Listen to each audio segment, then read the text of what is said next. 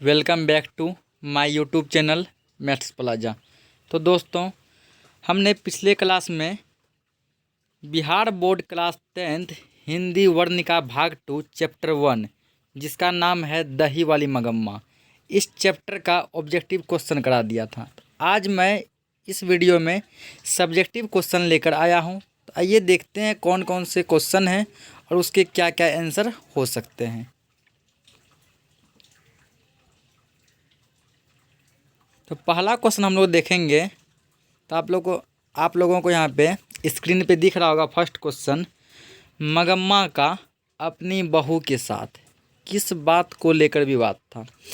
कहने का यह मतलब हुआ कि मगम्मा का उसकी बहू नजम्मा से किसी न किसी बात को लेकर झगड़ा होते रहता था। इसका सबसे मेन बात क्या था जिस बात को लेकर झगड़ा होता ही रहता था। आंसर हो जाएगा मगम्मा के बहू जब अपने बेटे को गलती पर पीटती है तो मगम्मा ने राक्षसी शब्द का प्रयोग कर बहू को डांटती है। यानी कहने का मतलब हुआ कि मगम्मा की बहू यानी नजम्मा जब अपने बेटे जो कि मगम्मा को पोता लगेगी यानी मगम्मा के पोते और अपने बेटे को पीटती है, तब मगम्मा उसको राक्षसी शब्द कह के भला बुरा कहती, उसको डांटती है। राक्षसी शब्द ही बहू को खराब लगता है। राक्षसी शब्द कैसा लगता है? खराब लगता है। इसीलिए जो है उसकी बहू भी सास पे उल्टा सीधा बोलती है। यानी 100 बात की एक बात कह सकते हैं कि अधिकार के लिए विवाद था। किसके लिए विवाद था? अधिकार के लिए।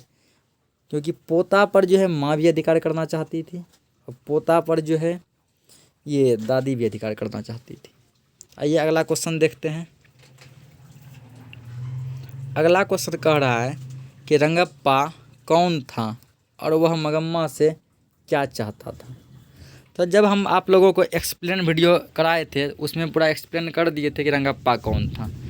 आंसर होगा रंगप्पा मगम्मा के गांव का रहने वाला आदमी था, जो क्या था? एक जुआरी था और वह मगम्मा से कर्ज चाहता था। अगला क्वेश्चन देखेंगे।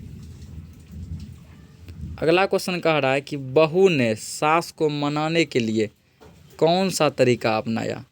तो अंत में जो है हम लोग देखते हैं कि बहू जो है अपनी सास को मनाने के लिए आती है। तो सास को मनाने के लिए वह कौन सा तरीका अपनाई थी? इसका आंसर होगा बहू ने सास को मनाने के लिए अपने बेटे को दादी के पास भेजा। यानी अपने बेटे यानी मगम्मा के पोते को दादी के पास भेजा और उसे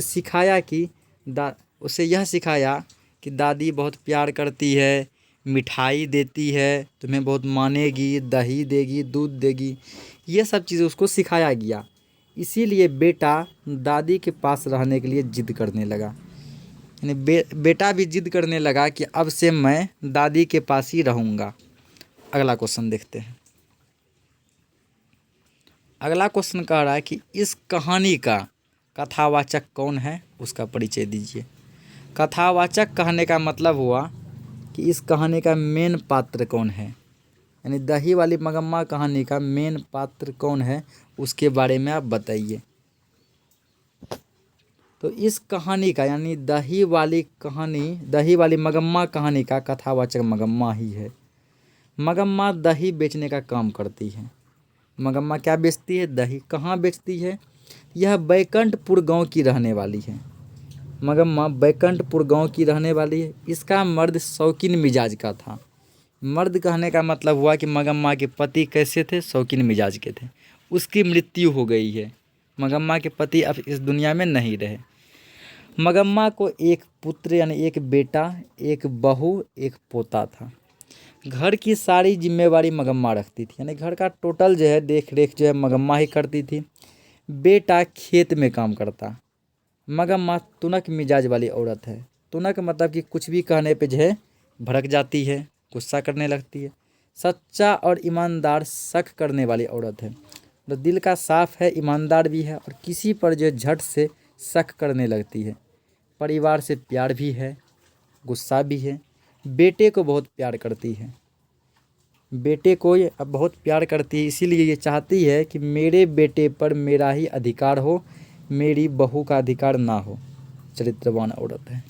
तो यही सब इसके बारे में था। आइए अगला क्वेश्चन देखते हैं। मगम्मा का चरित्र चित्रण कीजिए।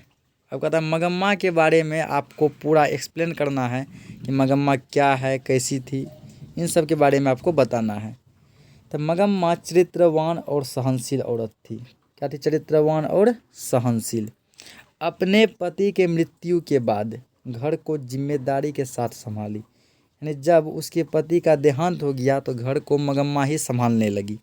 वह ईमानदार थी। कैसी थी? ईमानदार। उसके बाद लेकिन तुनक मिजाज की थी। ईमानदार तो थी लेकिन जरा सी कोई भी बात सुन के भड़क जाती थी। मन की बातें दूसरों को बता देने वाली थी। जैसे आप लोग जो है एक्सप्लेन जब वीडियो किए थे हम, तो आप लोग अगर वो वीडियो देखे होंगे, अगर नहीं भी देखे होंगे तो मैं डिस्क्रिप्शन में उसका लिंक दे दूंगा, आप लोग उसको देख लीजिएगा। उसमें आप लोग जब अगर देखे होंगे तो सुने होंगे, ये अपना सारा बात जो है माँ जी को बताती है। किसको बताती है? माँ जी को, यानी लेखक को बताती है। अपने बच्चों और पोते पोती को काफ़ी प्यार करती है। पोती तो नहीं है, बच्चों यानी अपने बेटे को और पोते को बहुत प्यार करती है। अपना अधिकार छोड़ना नहीं चाहती थी। अंधविश्वास में विश्वास रखती थी। मतलब मगम्मा चाहती थी कि बेटा पे मेरा ही अधिकार हो, पोता पर भी मेरा ही अधिकार हो, किसी दूसरे का अधिकार ना हो। अंधविश्वास में विश्वास रखने का मतलब हुआ कि कोई भी जो गलत अफवाह होता है उसको ये झट से मान लेती थी। मालकिन की तरह हुक्म चलाना चाहती थी। ये चाहती थी कि जब तक मैं जिंदा हूँ मैं ही इस घर की मालकिन रहूँ।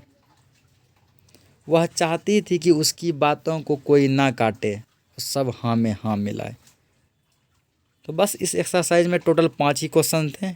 आप लोगों को ये 5 क्वेश्चन अच्छे से समझ में आया होगा।